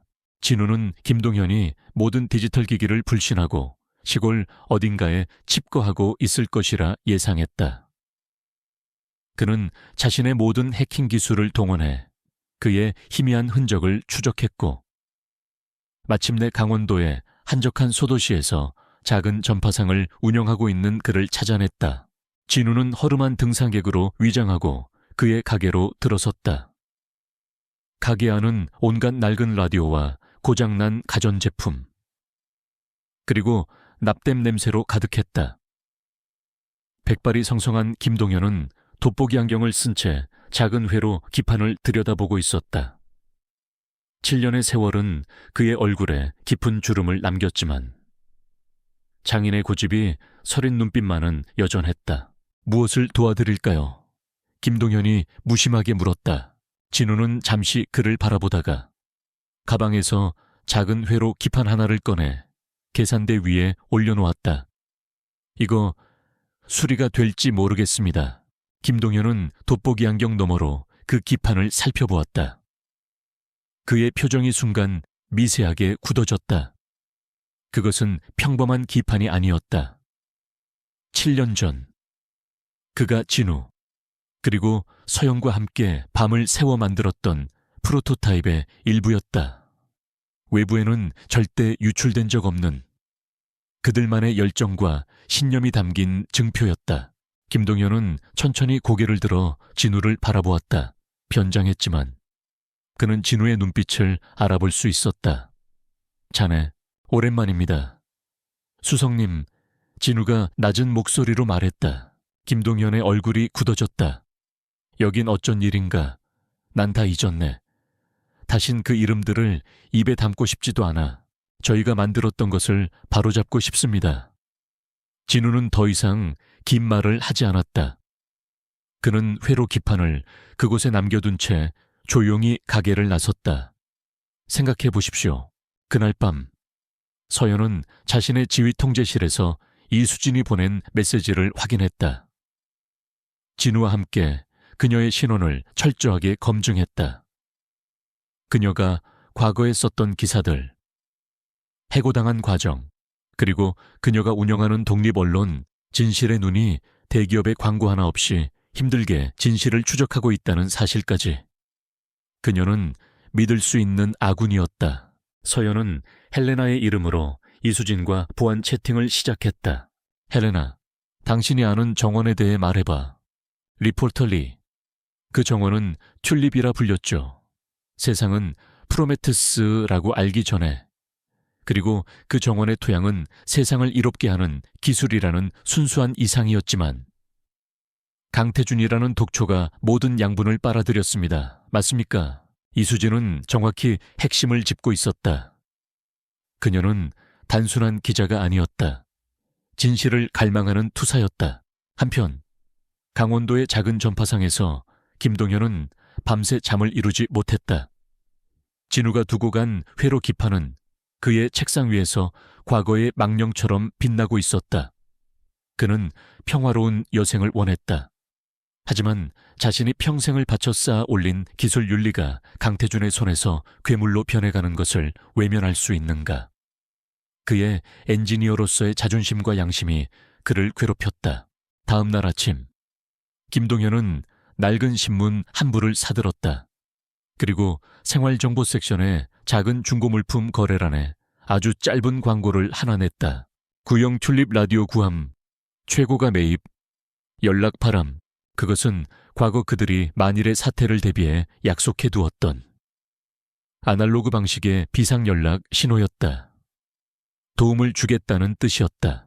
마침내 어둠 속에서 흩어져 있던 4개의 점이 하나의 선으로 연결되었다. 그날 밤 서연이 구축한 완벽한 익명의 가상 회의실에 4명의 인물이 처음으로 모였다. 화면에는 실제 모습 대신 각자를 상징하는 아이콘만이 떠 있었다. 전략을 세우고 모든 것을 지휘하는 두뇌. 헬레나, 적의 창과 칼을 막아내는 방패이자 정보 분석가. 체스 마스터, 세상을 향해 진실의 화살을 쏘아 올릴 저격수. 리포터 리, 그리고 괴물의 심장부에 박힌 기술적 결함을 파헤칠 장인. 엔지니어, 그들은 강태준에게 모든 것을 빼앗긴 유령들이었다. 세상에 잊혀진 패배자들이었다. 하지만 이제 그들은 혼자가 아니었다. 공동의 목표와 서로에 대한 신뢰로 뭉친 세상에서 가장 위험한 동맹이 탄생한 순간이었다. 서연은 자신의 모니터에 떠 있는 3개의 아이콘을 바라보았다. 5년 만에 처음으로 그녀는 지독한 외로움에서 벗어나 희미한 희망의 빛을 보았다. 이제 진짜 방역이 시작될 것이었다. 가상의 회의실은 완벽한 침묵 속에서 운영되었다. 목소리도, 얼굴도 없는 공간이었지만 4명의 동맹은 텍스트를 통해 그 어떤 대화보다 치열하고 긴밀하게 소통하고 있었다. 그들의 공동 목표는 단 하나. 한 달 뒤로 예정된 넥서스 코어의 프로메테스 글로벌 런칭 행사를 심판의 날로 만드는 것이었다. 그들의 작전명은 헬레나. 한서연이 제안했다. 키메라 치메라, 머리는 사자, 몸은 염소. 꼬리는 뱀인 그리스 신화 속 괴물. 각기 다른 능력을 가진 존재들이 모여 하나의 강력한 힘을 만들어낸다는 상징적인 의미였다. 그들은 이제 하나의 키메라가 되어 강태준이라는 더 거대한 괴물을 사냥해야 했다. 작전의 총괄 지휘는 자연스럽게 헬레나, 한서연의 몫이 되었다. 그녀는 마치 체스 마스터처럼 판 전체를 읽고 있었다. 헬레나, 우리의 목표는 단순히 런칭 행사를 망치는 것이 아닙니다. 이건 여론전이자 기술전이며 동시에 심리전입니다. 강태준이 가장 자신만만하게 세상의 정점에 섰다고 믿는 바로 그 순간, 그의 발밑을 무너뜨려야 합니다. 그가 쌓아 올린 모든 것이 거짓과 기만 위에 서 있다는 것을 전 세계가 보는 앞에서 증명해야 합니다. 서연의 키보드 소리만이 붙박이장 안의 정막을 깨고 있었다.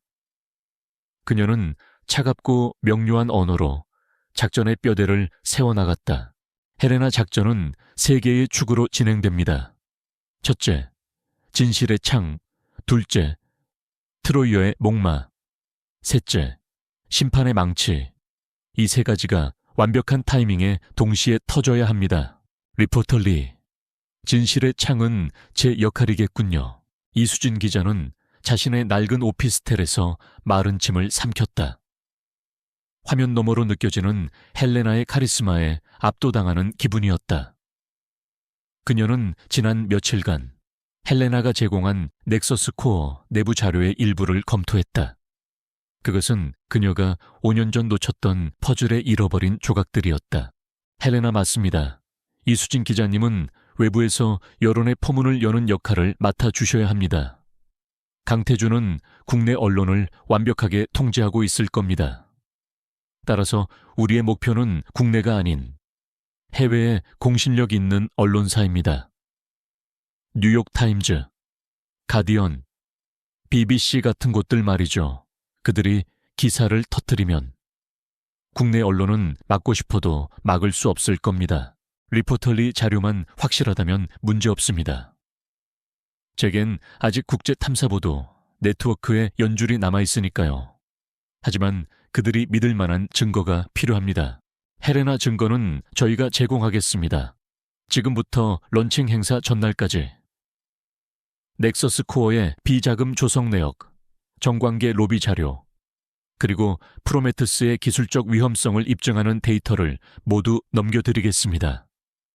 기자님은 그것을 바탕으로 누구도 반박할 수 없는 기사를 준비해 주십시오.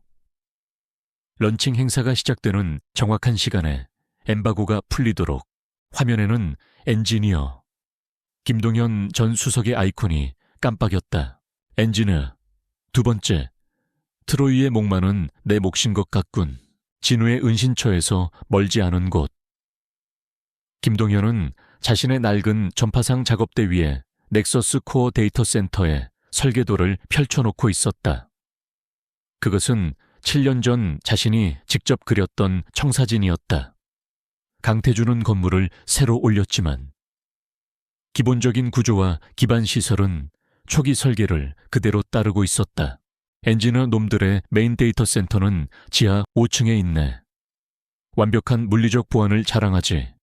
지문, 홍채 인식은 기본이고 동작 감지 센서와 가스 질식 시스템까지 갖춰져 있어. 하지만 내가 만들어둔 뒷문이 하나 있지. 그의 말에 가상 회의실의 모두가 집중했다. 엔지니어 비상실을 대비한 냉각수 배관 라인 1세. 직경 80cm 정도의 관인데 데이터 센터의 서버실 바로 아래를 지나가지. 그 라인의 특정 지점에 내가 설치해둔 비상 점검용 패널이 하나 있어. 공식적인 설계도는 없는 나만이 아는 위치지. 만약 그곳에 물리적으로 접근할 수만 있다면 체스마스터 거기에 소형 하드웨어 장치를 설치할 수 있다는 말씀이십니까? 진우가 흥분된 목소리로 물었다. 물리적 접근은 해커들에게는 꿈의 시나리오와도 같았다. 엔지니어, 정확하네. 외부 전력으로 작동하는 초소형 라우터 같은 것을 설치하면 놈들의 모든 방화벽을 우회해서 데이터 센터의 내부 네트워크에 직접 접속할 수 있는 통로를 열 수 있네.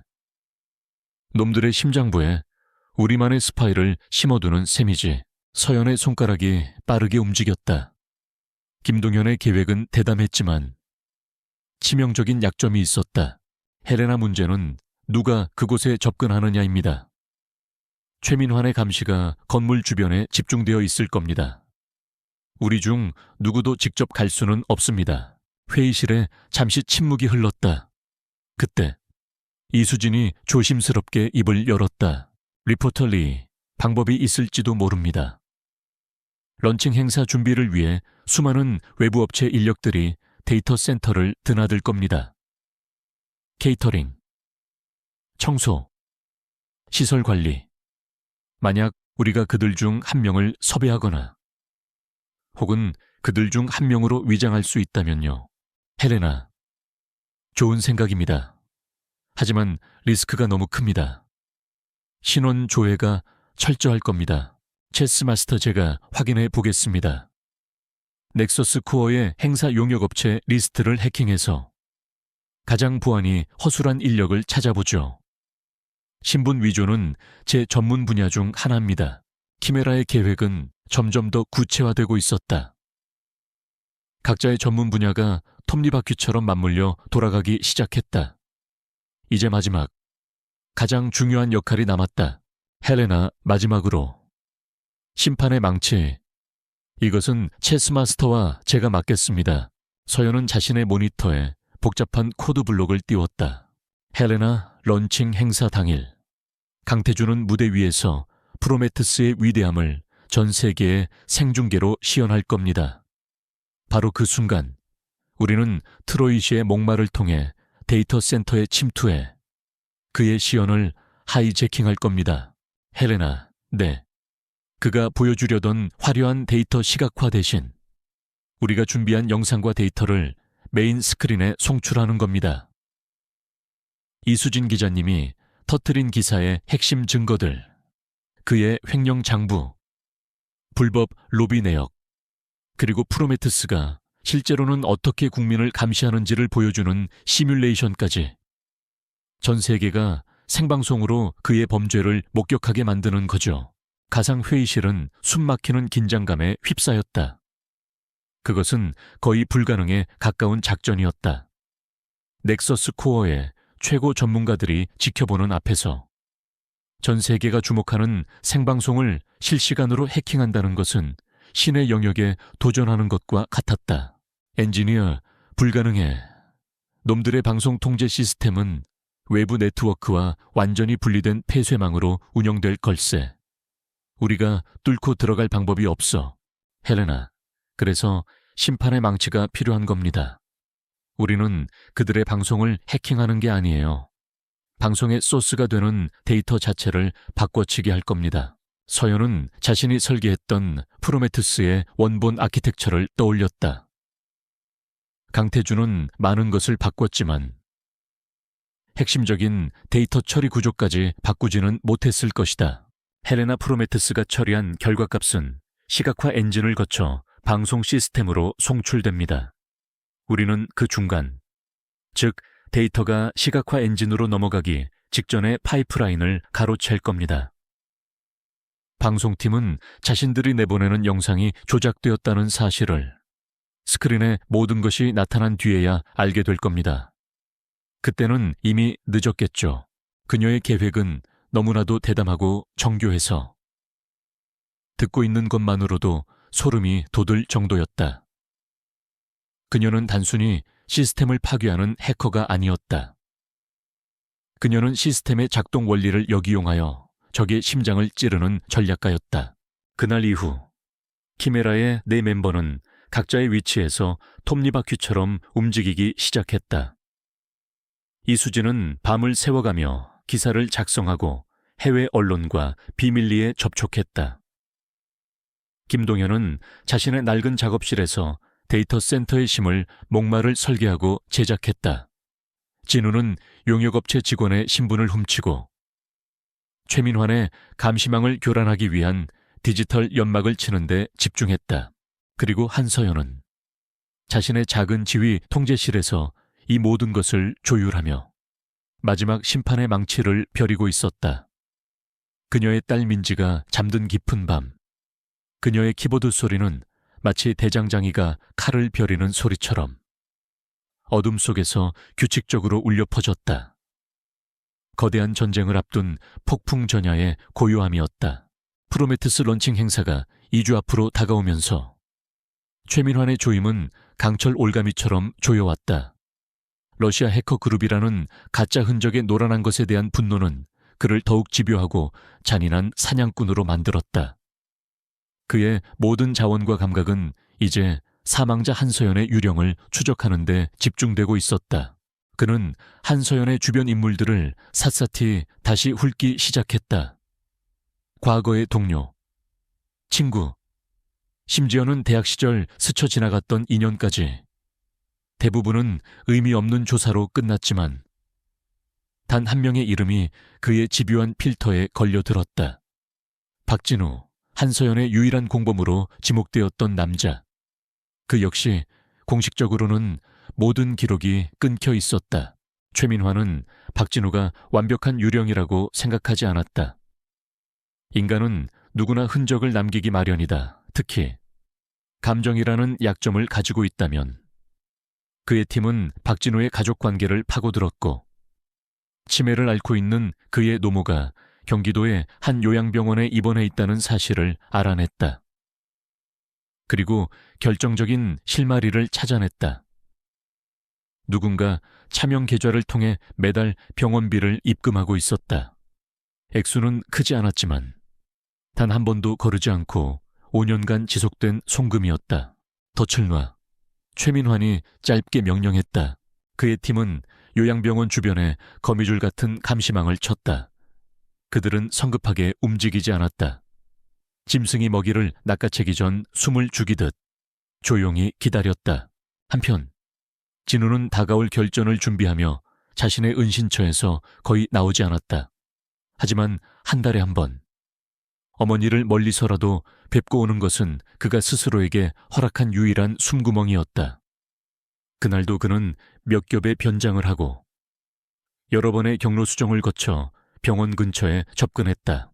하지만 병원에서 500m 떨어진 버스 정류장에 내리는 순간 그의 온몸의 감각이 경고 신호를 보냈다. 공기가 달랐다. 평범한 동네 풍경 속에 미세하지만 이질적인 긴장감이 흐르고 있었다. 그의 훈련된 눈은 순식간에 평범함으로 위장한 감시자들을 포착해냈다. 길 건너편 과일 가게 주인으로 위장한 남자, 신문을 보는 척하며 귀에 무선 이어폰을 꽂고 있는 학생, 모두 최민환의 사냥개들이었다. 진우의 심장이 얼어붙었다. 덫이었다. 그는 뒤도 돌아보지 않고 반대 방향으로 뛰기 시작했다. 목표가 움직인다 잡아 무선 통신을 통해 최민환의 명령이 떨어지고 조용하던 거리는 순식간에 추격전의 무대로 변했다. 진우는 필사적으로 달렸다. 그는 복잡한 재래시장 안으로 몸을 던졌다. 사람들과 좌판 사이를 고개처럼 빠져나가며 그는 자신의 흔적을 지우려 애썼다. 옷을 바꿔 입고 인파 속에 섞여들며 추격을 따돌리려 했지만 적들은 집요했다. 그는 지하철역으로 뛰어들었다. 마지막 열차의 문이 닫히기 직전 간신히 몸을 실었다. 한숨 돌리려는 순간 그는 창문 너머 플랫폼에서 자신을 향해 차갑게 웃고 있는 한 남자를 보았다. 최민환의 부하였다. 그들은 그가 이 열차를 탈 것이라는 것까지 예측하고 있었다. 진우는 이제 자신이 완전히 포위되었다는 것을 깨달았다. 그는 붙잡힐 수 없었다. 자신이 잡히면 헬렌에게까지 위험이 번질 것이다. 그는 다음 역에서 문이 열리자마자 반대편 플랫폼으로 몸을 날렸다. 추격자들이 뒤따르는 혼란 속에서 그는 필사적인 선택을 해야만 했다. 그는 역구석에 공용 와이파이 존으로 달려갔다. 작전이 시작된 이후 한 번도 사용한 적 없는 금단에 수였다. 그는 단 몇 초 만에 노트북을 켜고 헬렌에게 비상 경고 메시지를 보냈다. 암호화된 메시지를 보내는 그 짧은 순간이 영원처럼 느껴졌다. 메시지를 보내자마자 그는 노트북을 쓰레기통에 쳐박고 다시 뛰기 시작했다. 결국 그는 하수구를 통해 그들의 추격을 따돌리는 데는 성공했지만 이미 치명적인 실수를 저지른 후였다. 최민환의 통제실 놓쳤습니다. 라는 보고에 그의 표정은 변하지 않았다. 상관없다. 그가 남긴 걸 가져와. 그의 팀은 진우가 메시지를 보냈던 와이파이 접속 기록을 확보했다. 메시지 내용은 해독할 수 없었지만 그 데이터 패킷이 발송된 위치는 명확했다. 서울 변두리의 한적한 주택가에 있는 작은 카페. 이 지역을 분석해. 최민환이 명령했다. 분석 결과는 특이점이 없었다. 평범한 사람들이 사는 조용한 동네. 한서연이나 박진우와 관련된 어떤 기록도 발견되지 않았다. 하지만 최민환의 직감은 이곳에 무언가가 있다고 말하고 있었다. 유령이 숨는다면 바로 이런 곳일 터였다. 수색망을 펼쳐 눈에 띄지 않게 통신회사, 전력회사 직원으로 위장해 동네 전체의 통신 데이터와 전력 사용량을 실시간으로 감시해 특이 패턴을 보이는 집을 찾아내. 강철의 그물망은 마침내 한서연의 평온한 일상을 향해 드리워지기 시작했다. 그날 밤 서연은 진우가 보낸 반토막난 경고 메시지를 받았다. 체스마스터, 노출됐다. 자맹하라. 놈들이 가까이. 메시지는 거기서 끊겨 있었다. 그 후로 진우에게서는 어떤 연락도 오지 않았다. 서연의 손발이 차갑게 식어갔다. 그가 잡힌 것일까 아니면 간신히 도망쳐 숨어 있는 것일까 알 수 없었다. 확실한 것은 단 하나. 적이 자신들의 턱 밑까지 추격해왔다는 사실이었다. 서연의 첫 번째 본능은 도망이었다. 그녀는 이미 언제든 떠날 수 있도록 작은 비상용 가방을 싸두었다. 민지를 데리고 모든 것을 버리고 다시 어둠 속으로 사라지는 것. 그것이 딸을 지키는 가장 확실한 방법이었다. 하지만 그녀는 움직일 수 없었다. 키메라 작전은 마지막 단계에 와 있었다. 이수진 기자는 해외 언론에 넘길 기사의 최종본을 완성했고 김동연 수석이 만든 트로이의 목마는 전달을 기다리고 있었다. 그녀가 지금 사라지면 모든 것이 끝난다. 강태주는 승리하고 프로메테스라는 괴물은 세상에 풀려나게 될 것이다. 그녀의 내면에서 격렬한 싸움이 벌어졌다. 엄마로서의 본능과 세상을 구해야 한다는 사명감 사이에서 딸의 안전을 위해 모두를 외면할 것인가?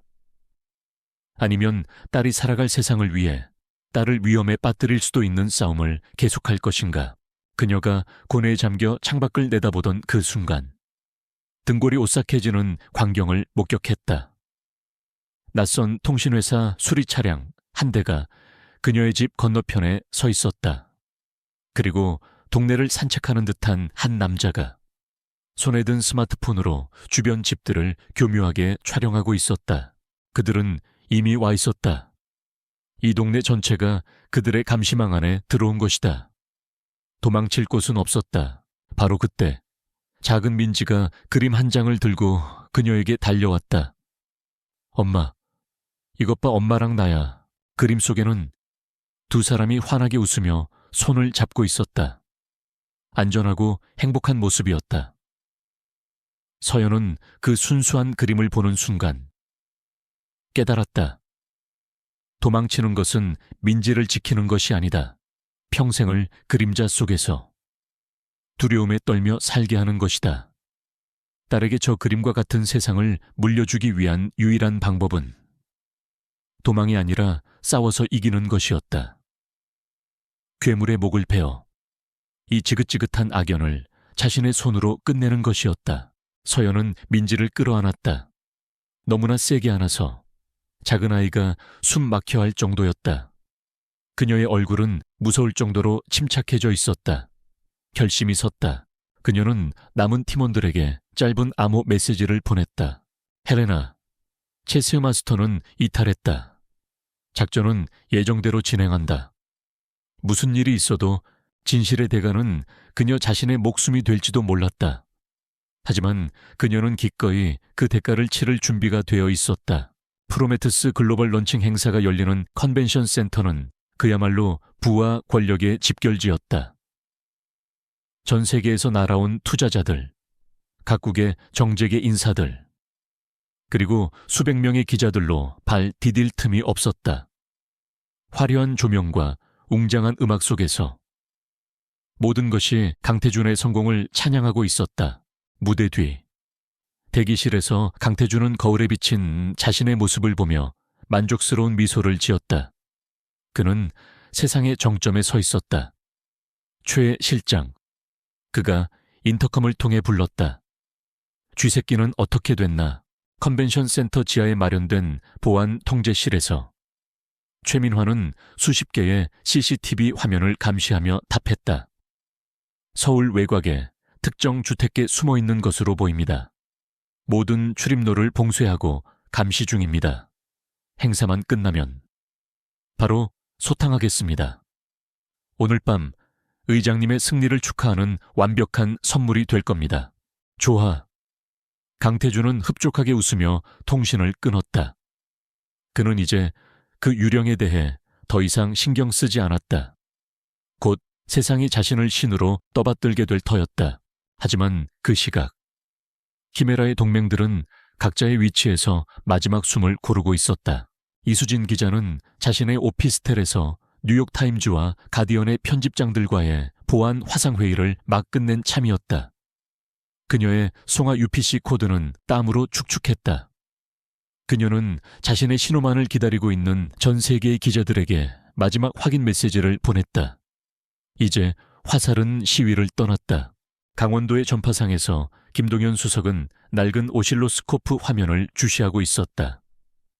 며칠 전 진우가 실종되기 직전에 찾아낸 용역업체 청소부를 통해 데이터 센터에 잠입시킨 트로이의 목마가 보내오는 미세한 신호를 확인하고 있었다. 장치는 완벽하게 잠복해 헬레나의 기상 신호만을 기다리고 있었다. 그리고 한서연은 딸 민지가 잠든 고요한 집안, 붙박이장 속 그녀만의 전장에서 마지막 준비를 하고 있었다. 창밖의 감시 차량이 그녀의 숨통을 조여왔지만 그녀의 눈은 그 어느 때보다 차갑고 맑았다. 진우는 없었다. 이제 그녀 혼자서 최민환의 정예팀 전체를 상대해야 했다. 이것은 자살에 가까운 임무였다. 하지만 그녀에게는 선택의 여지가 없었다. 마침내 무대의 조명이 꺼지고 거대한 스크린에 화려한 영상이 펼쳐지며 강태준이 무대 중앙으로 걸어 나왔다. 우레와 같은 박수 소리가 터져 나왔다. 신사숙녀 여러분, 그리고 미래를 목격하기 위해 이 자리에 오신 모든 분들, 그의 카리스마 넘치는 목소리가 장내에 울려 퍼졌다. 오늘 우리는 역사의 새로운 장을 엽니다. 프로메테스와 함께 인류는 새로운 시대로 나아갈 것입니다. 그가 연설의 절정으로 치닫는 바로 그 순간, 서연은 엔터키를 눌렀다. 작전 개시 첫 번째 창이 날아들었다. 이수진은 전 세계의 제휴 언론사들에게 동시에 기사 송고 신호를 보냈다. 순식간에 뉴욕타임즈, 가디언, 르몽드, 아사히 신문의 메인 페이지에 속보 넥서스 코어의 프로메테스, 전 국민 감시 및 불법 비자금 조성 의혹이라는 제목의 기사가 터져 나왔다. 객석에 앉아있던 기자들의 스마트폰이 미친 듯이 울리기 시작했다. 장내에 알아들을 수 없는 웅성거림이 파도처럼 번져나갔다. 두 번째, 트로이의 목마가 깨어났다. 서연의 신호를 받은 김동현은 목마를 활성화시켰다. 데이터 센터의 심장부에서 외부의 모든 방화벽을 우회하는 비밀 통로가 열렸다. 보안 통제실의 최민화는 객석의 소란과 기자들의 움직임을 보고 뭔가 잘못되었음을 직감했다. 바로 그때 그의 시스템에 비상 경보가 울렸다. 실장님 데이터 센터 내부에서 비정상적인 트래픽이 감지됩니다. 외부 침입이 아닙니다. 공격은 내부에서 시작되고 있습니다. 최민환의 얼굴이 얼음처럼 차가워졌다. 그는 함정에 빠졌다는 것을 깨달았다. 그들이 밖에서 성문을 지키는 동안 적은 이미 성 안에 들어와 있었던 것이다. 모든 내부 방화벽을 가동해 침입자를 색출해서 연결을 끊어 마지막 심판의 망치가 내리쳐졌다. 이제 서연 혼자만의 싸움이었다. 그녀는 김동현이 열어준 통로를 통해 최민환의 팀이 정신없이 방어벽을 쌓는 혼란을 뚫고 프로메테스의 데이터 파이프라인으로 돌진했다. 최민환의 해커들이 그녀의 앞을 막아섰다. 그들은 내부 네트워크를 폐쇄하려 했다. 하지만 서연은 그들의 움직임을 예측하고 있었다. 그녀는 네트워크를 마비시키는 대신 데이터의 흐름을 바꾸는 방식으로 접근했다. 마치 강물의 물줄기를 막는 것이 아니라 물길의 방향을 트는 것처럼 젠장, 유령처럼 움직입니다. 잡을 수가 없습니다. 통제실에서 한 해커가 절망적으로 외쳤다. 최민환은 이빨을 갈았다. 그는 이 공격 방식에서 한서연의 스타일을, 그녀의 천재성을 똑똑히 보았다. 방송 송출 시스템으로 가는 라인을 원천 차단해. 하지만 그 순간 김동현 수석이 자신의 패를 던졌다.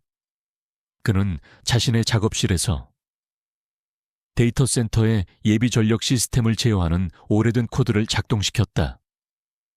순간적으로 데이터 센터의 전력이 미세하게 깜빡였고 그 틈을 타 서연은 최민환의 마지막 방어벽을 뚫고 방송 데이터 소스를 장악하는 데 성공했다.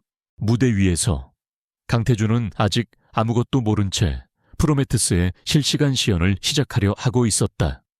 자, 이제 여러분께 미래를 직접 보여드리겠습니다. 그가 손을 들자 그의 뒤에 있던 거대한 메인 스크린이 환하게 켜졌다. 하지만 화면에 나타난 것은 그가 약속했던 화려한 미래가 아니었다. 그것은 그의 추악한 과거와 현재였다. 첫 번째로 나타난 것은 강태준의 비밀 자금 장부였다. 수백억 원대의 비자금이 어떻게 조성되었고 어떤 정치인들에게 로비 자금으로 흘러 들어갔는지가 적나라하게 드러났다.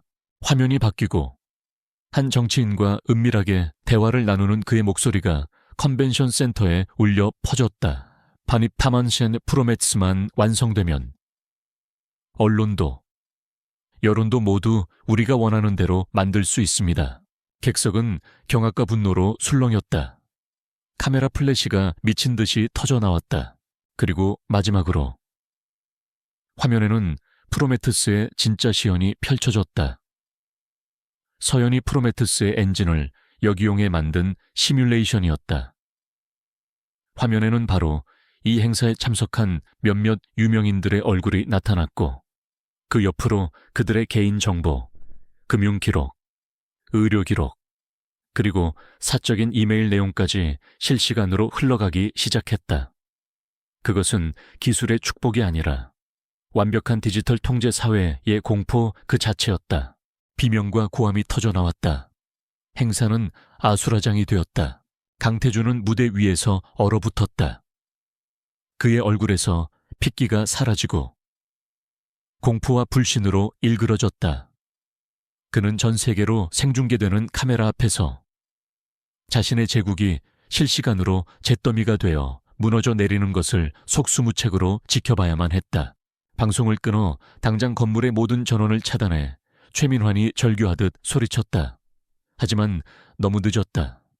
심판은 이미 내려졌다. 혼란의 절정 속에서 스크린의 모든 범죄 증거들이 사라지고 그 자리에는 단 하나의 이미지만이 남았다. 녹색 코드로 아름답게 피어난 한 송이의 디지털 튤립, 고요한 주택가. 서연의 집, 그녀는 모든 연결을 끊었다. 그리고 의자 깊숙이 몸을 기댔다. 온몸에 힘이 빠져나갔다. 해냈다. 그녀는 해냈다. 하지만 승리의 여운을 느낄 틈도 없이 그녀는 창밖에서 들려오는 소리를 들었다. 자신들의 집을 포위하고 있던 차량들의 엔진이 일제히 시동을 거는 소리였다. 심판은 끝났지만 그녀의 전쟁은 아직 끝나지 않았다. 컨벤션 센터의 화려한 조명이 아수라장의 비명과 함께 꺼졌을 때 한서연의 집 앞을 둘러싸고 있던 차량들의 엔진은 일제히 깨어났다. 분노와 패배감에 휩싸인 최민환은 마지막 발악을 준비하고 있었다. 그의 임무는 더 이상 유령을 잡는 것이 아니었다. 모든 것을 망쳐버린 원흉을 직접 제거하는 것이었다. 서연은 키보드에서 손을 뗐다. 그녀의 모든 시스템은 마지막 명령과 함께 모든 데이터를 영구적으로 삭제하는 절차에 들어가고 있었다. 도망칠 시간도, 그럴 의지도 없었다. 그녀의 유일한 목표는 이제 하나뿐이었다. 바로 잠들어 있는 딸. 민지를 지키는 것. 쾅 하는 소리와 함께 현관문이 부서져라 열리고 검은 전투복을 입은 최민환의 팀원들이 총을 든 채 쏟아져 들어왔다. 그리고 그들 뒤로 얼음처럼 차가운 얼굴의 최민환이 걸어 들어왔다. 하지만 그는 예상과 다른 광경을 마주해야 했다. 집 안은 조용했고 한서연은 거실 중앙에 민지의 방문 바로 앞에 등을 진 채 가만히 서 있었다. 그녀의 손에는 무기 하나 없었고 얼굴에는 두려움이 아닌 차분함이 서려 있었다. 여기까지군. 한서연. 최민환이 나지막이 말했다. 아니, 헬레나라고 불러야 하나. 내 이름이 중요한 게 아닐 텐데요. 최민환 실장. 서연의 목소리는 조용했지만 집안의 모든 공기를 장악했다. 지금 내 심장 박동이 1분 이상 멈추거나 혹은 10분 안에 내가 특정 서버에 생존 신호를 보내지 않으면 당신의 모든 것이 세상에 공개될 겁니다. 허풍 떨지 마. 최민환이 비웃었다. 허풍일까요? 서연은 희미하게 미소 지었다. 당신이 넥서스 코어의 자금으로 해외에 조성한 페이퍼 컴퍼니 내역, 당신이 직접 처리했던 비공식적인 문제 해결 기록들, 원본 그대로 말이죠. 이미 여러 독립 언론사와 국제인권단체에 서버로 전송되어 내 신호가 끊기면 자동으로 공개되도록 설정되어 있습니다. 이건 체크메이트예요. 최민환의 얼굴이 굳어졌다. 그녀의 눈은 거짓을 말하고 있지 않았다. 그가 그녀의 허풍에 응수하기 위해 입을 여는 순간이었다. 바깥에서 수십 개의 사이렌 소리가 밤의 정적을 찢으며 가까워져 왔다. 파랗고 빨간 경광등 불빛이 부서진 창문을 통해 거실을 현란하게 비췄다. 이수진 기자의 제보와 런칭 행사에서 벌어진 명백한 증거들을 바탕으로 검찰과 경찰의 합동수사팀이 도착한 것이다. 최민환은 허탈하게 웃었다. 결국 이 여자 하나의 손에 모든 것이 끝장난 것이다. 그와 그의 팀원들은 저항 없이 무기를 내려놓았다. 그날 밤 이후 세상은 뒤집어졌다. 무대 위에서 망연자실해 있던 강태준은 생방송 카메라 앞에서 수갑을 차는 굴욕을 당했다. 최민환과 그의 팀은 한서연의 집 앞에서 체포되었다.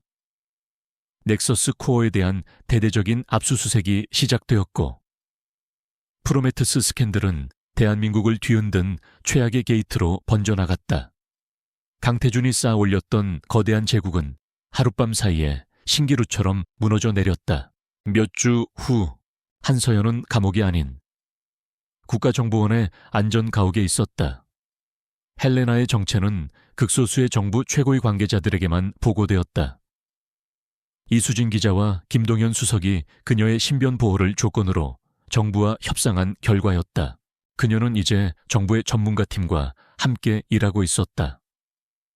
그녀의 임무는 자신이 만들어냈던 괴물, 프로메테스를 안전하게 해체하고 그 기술이 다시는 악용될 수 없도록 조치하는 것이었다. 그녀는 더 이상 숨어 사는 주부도 어둠 속의 해커도 아니었다.